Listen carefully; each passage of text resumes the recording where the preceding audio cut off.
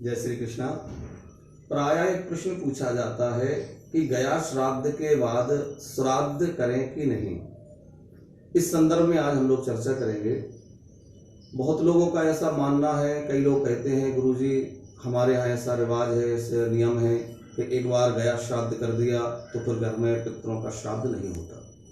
तो इस विषय में शास्त्र क्या कहते हैं, शास्त्रीय मत क्या है, हम लोग उस पर विचार करेंगे। देखिए, सभी तीर्थों में जो श्राद्ध किए जाते हैं उसमें गया श्राद्ध की विशेष महिमा है।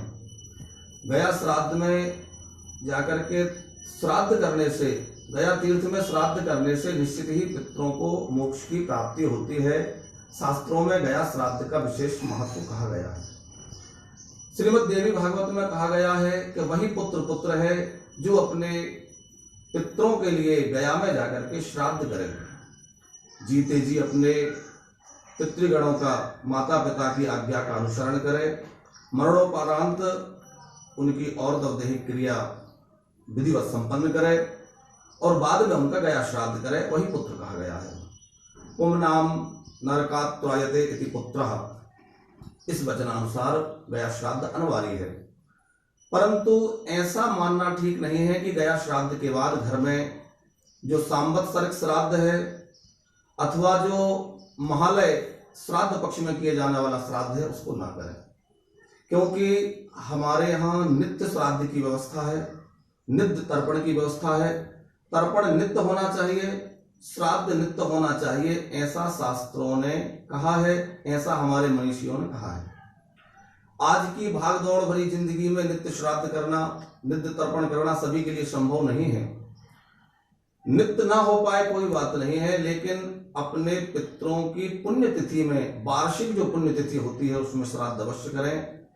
और जो ये महालय पर्व है जिसे 16 श्राद्ध कहा जाता है, श्राद्ध पक्ष कहा जाता है, इसमें तो अवश्य ही श्राद्ध करें, नित्य तर्पण करें, जलदान करें और उनकी जो तिथि है उस तिथि पर विशेष श्राद्ध करें, ब्राह्मण भोजन करवावें, पंचग्रास निकलवावें, ये अवश्य करना चाहिए। गया श्राद्ध में पिंड करने का अर्थ है, लोगों ने समझ लिया है श्राद्ध करना नहीं बल्कि पिंडदान नहीं, पिंड छुड़ाने जा रहे हैं गया, हम अपने पितरों से पिंड छुड़ा रहे। लेकिन ऐसा नहीं होना चाहिए। पितरों का सदैव पूजन होना चाहिए, पितरों के लिए सदा तर्पण और श्राद्ध होना चाहिए। अब एक प्रश्न उठता है, लोग कहते हैं कि महाराज जी हम अपने पितरों को गया जी में छोड़ आए तो अब उनको दोबारा कैसे बुलाए। आप विचार कीजिए कि जब हमारी मृत्यु होगी, हमारा श्राद्ध होगा, तो जब श्राद्ध हमारा होगा तो हमारी 3 पीढ़ियों को बुलाया जाता है, पितामह, परपितामह, वृद्ध पितामह, तभी सपिंडीकरण श्राद्ध संपन्न होता है। तो क्या हम गया में श्राद्ध करके अपने पुत्रों को छोड़ आए तो हमारा पुत्र हमारी उत्तर क्रिया के समय, हमारी सपिंडी के समय में क्या हमारे पूर्वजों का आह्वान नहीं करेगा। पितृ कोई ऐसे जड़ स्वरूप में नहीं है कि हम उनको गया छोड़ाए तो वो गया में बैठ करके रह गए हैं। वो तो एक दैवीय स्वरूप प्राप्त हो जाता है और वो जहां चाहे पहुंच सकते हैं। तो निश्चित ही हम जो श्राद्ध उनको अर्पण करेंगे वो ही प्राप्त होगा, वो आकर के ग्रहण करेंगे। दूसरा यह है कि यदि वो पितृलोक में है तो वो आकर के श्राद्ध ग्रहण करेंगे। वो अपने पाप या पुण्य कर्मानुसार किसी योनि में पहुंच गए हैं तो हमारे द्वारा जो श्राद्ध उनके निमित्त किया जा रहा है वो उनके भोजन के स्वरूप में, उनके आहार के स्वरूप में उनको वहां प्राप्त हो जाएगा। हम जो श्राद्ध कर रहे हैं वो जिन योनियों में हमारे पूर्वज हैं उन योनियों में उनके आहार के रूप में उनको प्राप्त होता है। अब कोई कहेगा महाराज जी हमारे पितृ तो मुक्त हो गए, गया श्राद्ध के बाद मुक्ति हो जाती है, अथवा हमने उनके लिए श्रीमद् भागवत आदि पारायण करा दिया है तो हमारे पितरों की मुक्ति हो गई है, तो फिर हम श्राद्ध क्यों करें। यदि हमारे पितरों की मुक्ति भी हो गई है, आप ध्यान दीजिएगा, जब हम श्राद्ध करते हैं तो कहा जाता है कि पितृ स्वरूपी जनार्दनः प्रियंताम नमः, अर्थात पितृ के स्वरूप में भगवान जनार्दन अर्थात भगवान विष्णु को ही वो श्राद्ध अर्पित किया जाता है। यदि हमारे पूर्वजों का, हमारे पितरों की मुक्ति भी हो गई है तो वो हमारे द्वारा दिया गया जो पिंड है, जो श्राद्ध है, वो भगवान वासुदेव को प्राप्त होगा और उन पितरों की कृपा से, उन भगवान वासुदेव की कृपा से हमारे घर में धन धान्य पुत्र पौत्र आदि की वृद्धि होगी, घर में सुख और शांति वैभव होगा। अब एक समस्या आज के समय में जटिल होती जा रही है।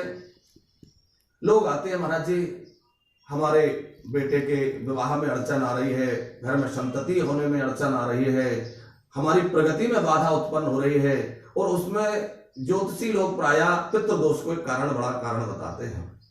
पितृदोष होने का कारण यही है कि हम लोग अपने पितरों को, पूर्वजों को भूलते जा रहे हैं। उनके प्रति श्रद्धा से ना तो श्राद्ध करते हैं, ना तर्पण करते हैं, ना उनकी वार्षिक तिथि पर कोई विशेष उन श्राद्ध आदि करते हैं।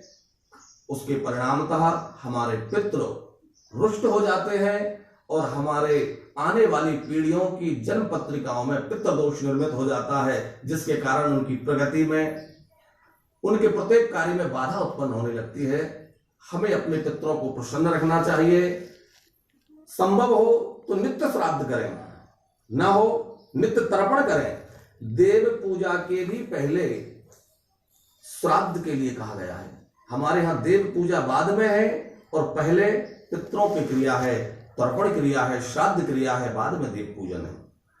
नित्य ना हो सके कोई बात नहीं है, पर इस महालय पर्व में विशेष श्रद्धा पूर्वक, बड़े ही अनुराग पूर्वक अपने पितरों को भार समझ करके नहीं, श्रद्धा पूर्वक, क्योंकि श्रद्धा से जो दिया जाता है वो श्राद्ध है।